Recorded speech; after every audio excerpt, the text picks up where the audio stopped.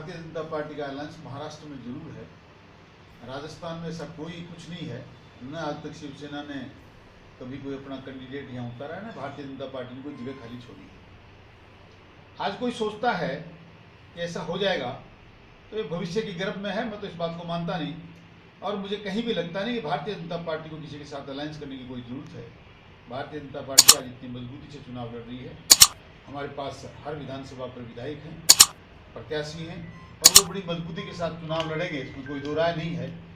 फिर भी कोई ये बात सोचता है तो ये उनका निजी मामला है। आप मंत्री ना कहिए, वो निकाले गए मंत्री हैं, वर्तमान में कांग्रेस के विधायक हैं, ऐसा उन्होंने परसों जरूर बताया था।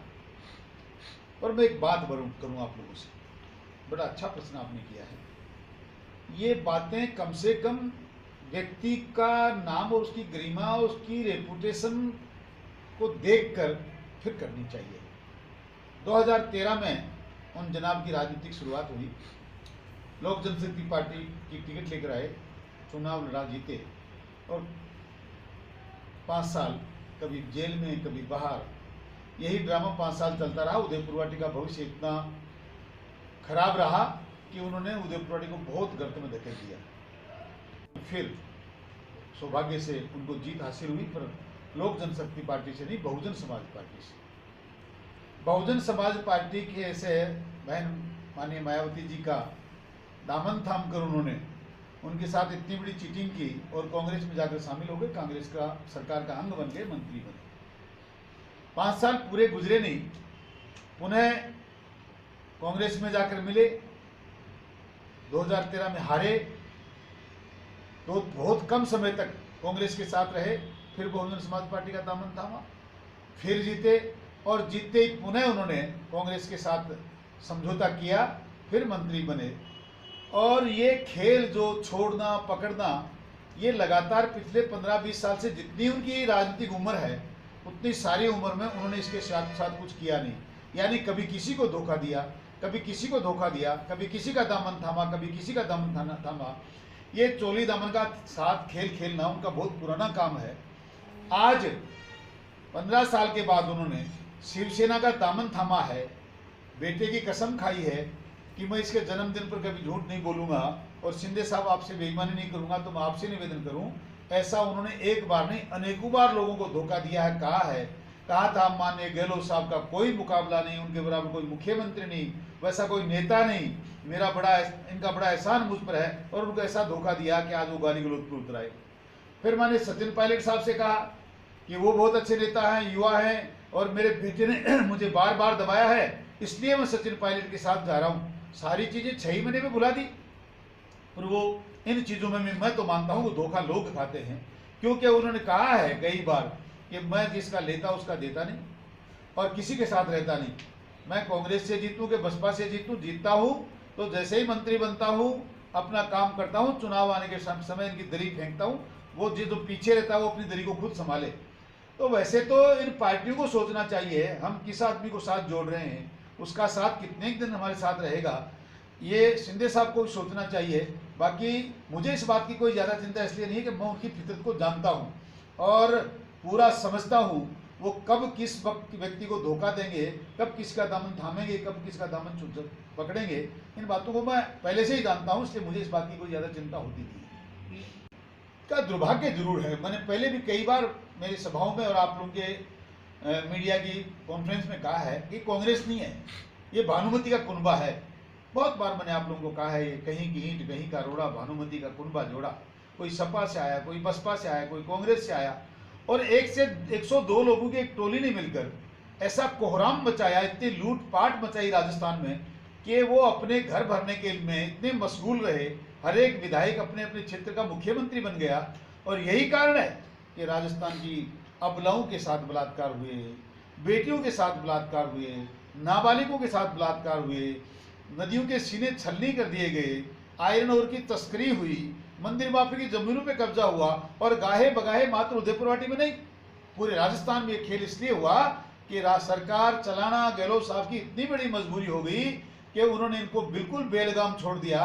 और आज भी कैसा दुर्भाग्य है, कैसी सरकार है, खुलेआम अगला लांछन लगा रहा है, और फिर भी उनकी मजबूरी देखिए, उनको कांग्रेस से निकाल नहीं रहे, मंत्री से हटाया है, फिर भी आगे कोई एक्शन नहीं ले रहे। तो अब कांग्रेस की स्थिति क्या है ये तो कांग्रेस जाने, पर मैं इतना बता देता हूं कि ऐसे लोगों को बर्दाश्त करना न कांग्रेस के लिए अच्छा है और न भारतीय जनता पार्टी के लिए अच्छा है। कि राजेंद्र गुढ़ा मैदान में नारी के सम्मान में आप लोगों ने भी खूब लिखा, प्रिंट मीडिया ने खूब लिखा, मैं उस टाइम भी बहुत बेबाकी से कह रहा था, आज फिर कह रहा हूं, ये कैसा नारी का सम्मान। आज के 1 साल पहले भी हमने चिल्ला चिल्ला के कहा था, हर नगन बालाएं बार बालाएं नाच रही हैं, क्षेत्र के युवाओं को पथभ्रष्ट कर रहे हैं, फिर भी जनता ने नहीं सुना। आज फिर उसी बात को दोहराया जा रहा है। आज तो हद कर दी, अर्ध नगन बालाएं नाच नहीं रही हैं, माननीय विधायक महोदय जनता के बीच में खड़े होकर दांत निकाल रहे हैं, हंस रहे हैं, और युवाओं के साथ में कंधे पे कंधा मिलाकर इशारे कर रहे हैं, जैसे पता नहीं उनकी नीयत कैसी है। नारी का सम्मान करने वाले व्यक्ति के लिए इस प्रकार के घिनौने करते करने मैं जितनी भर्त्सना हो सकती है उतनी करता हूं। और मैं तो पहले ही कह चुका था कि नारी के सम्मान का जिस दिन इस व्यक्ति ने नाम लिया, उसी रात इसके सरकारी बंगले में नाबालिग बेटियों के साथ बलात्कार हुआ। ऐसे व्यक्तियों का मुंह काला करके समाज से निष्कासित कर देना चाहिए। काहे के नारी के सम्मान की बात कर रहे हैं, ये मात्र अपना स्वार्थ सिद्ध कर रहे हैं। उदयपुरवाड़ी की जनता को सोचना है इनके साथ क्या करना चाहिए। मैं जरूर कांग्रेस को धन्यवाद देना चाह रहा था कि उन्होंने इसको मंत्री पद से निकाला, लेकिन अब भी कोई हमारी इच्छा के अनुसार या जनता के इच्छा के अनुसार कांग्रेस नहीं कर रही। जनता को जरूर निवेदन करता हूँ, आगाह करना चाहता हूँ, आपको अगर उदयपुरवाड़ी को बचाना है, सुरक्षित रखना है, ये लगातार बढ़ते अपराध को, बलात्कार को, भ्रष्टाचार को, व्यभिचार को खत्म करना है, तो ऐसे कलमुहे लोगों का, जिनका विचार दोगला है, जिनका काम दोगला है, जिनका कहीं कोई धरातल नहीं, स्थायित्व नहीं, उनको यहाँ से मुंह काला करके फेंकना चाहिए। जो कहते थे कि हम गधे पे चढ़ाएंगे, हम मुंह काला करेंगे, हमने तो वो काम किया जो जनता से वादा किया था। हमने कहा था गुढ़ागोड़ जी को बचा के रहेंगे, बचाया। वो तो कह रहे थे ना सुभकर्ण चौधरी को बुलाओ, वो तो नहीं हुआ काम, वो तो ऐसा हो गया। कितनी बड़ी झूठ इसने भाटीवाड़ में खड़े होकर बोली, कोई नीम का थाना जिला नहीं बनेगा, जिला बनेगा तो उदयपुरवाड़ी का बनेगा। उदयपुरवाड़ी की जनता के साथ बड़ा धोखा हुआ है। आप भी यहाँ के रहने वाले हैं, आपका जिम्मा है, आप जनता को जागरूक करें और ऐसे लोगों का मुंह काला करके बाहर फेंक दें। आप कह रहे हैं उदयपुर नारा बुलंद किया, मेरे कार्यकर्ता ज्ञापन देने गए कि हम झुंझुनू जिले में रहना चाहते हैं, पर इसके लोग और कुछ कांग्रेसी विचारधारा के लोग जो अपनी राजनीतिक रोटियां सेकना चाहते थे, उन्होंने हमारे लोगों के गिरेबान पकड़े, हाथ पकड़े और उसी वक्त ज्ञापन दिया और प्रिंट मीडिया में निकाला कि नहीं, हम झुंझुनू में नहीं जाना चाहते, हम नीमका थाना में जाना चाहते हैं, इसलिए मैं कमजोर हो गया। उदयपुर की बात देखेंगे, आज तो उदयपुरवाड़ी का सेवक बैठा है, दिल से उनका काम करेंगे, उनकी सेवा करेंगे। अभी तो यहाँ के नेताओं ने नीमका थाना का आधा रास्ता नहीं नापा होगा। उससे पहले तो मैं भाई किशोर की हत्या के मामले में 4 बार एसपी से, कलेक्टर से, यहाँ के थोई थानेदार से मिल चुका। आज भी उनके घर पे जाके आया हूँ और लगातार जनता को किस प्रकार राहत मिले, कैसे उनके अधिकारों का सदुपयोग हो, उस बात के लिए लगाओ। स्थानीय मुझे तो कहीं कोई फर्क लगता नहीं, इसके बाद भी किसी को कोई लगता है कोई फर्क पड़ेगा तो जो वक्त आएगा तो देखेंगे। अभी तो ऐसा कभी किसी से कहा है न ऐसा कभी सोचा है। मैं भारतीय जनता पार्टी का कार्यकर्ता हूं, पक्का सिपाही हूं, मेरी पार्टी के साथ खड़ा हूं। एक बात जरूर कहना चाहता हूं, हमारे पुरोधा, हमारे महापुरुष, पूर्व प्रधानमंत्री स्वर्गीय सम्माननीय प्रातः स्मरणीय अटल बिहारी वाजपेयी जी के लिए जिसने ये शब्द यूज किए, प्रयोग में लिए कि उनको कीड़े पड़ने चाहिए, ऐसे व्यक्तियों को अगर हमारी पार्टी ने कभी गले लगाया तो मैं उस वक्त पर अपने आप को फिर सोचूंगा मुझे क्या करना चाहिए। मैं ऐसे न बर्दाश्त कर सकता हूं, न उनके साथ काम कर सकता हूं, न उनके साथ कभी रह सकता हूं। चुनाव के जनता को इस बात का संदेश देना चाहूंगा कि बढ़ रहे अत्याचार, भ्रष्टाचार, बलात्कार, नदियों में गुंडा टैक्स लिया जाना, मंदिर माफी की जमीनों पर हो रहे कब्जे, लोगों की हो रही हत्याओं के खिलाफ आपको एकजुट होकर उदयपुरवाड़ी में परिवर्तन लाना चाहिए। राजस्थान की पुकार है कि परिवर्तन होना चाहिए।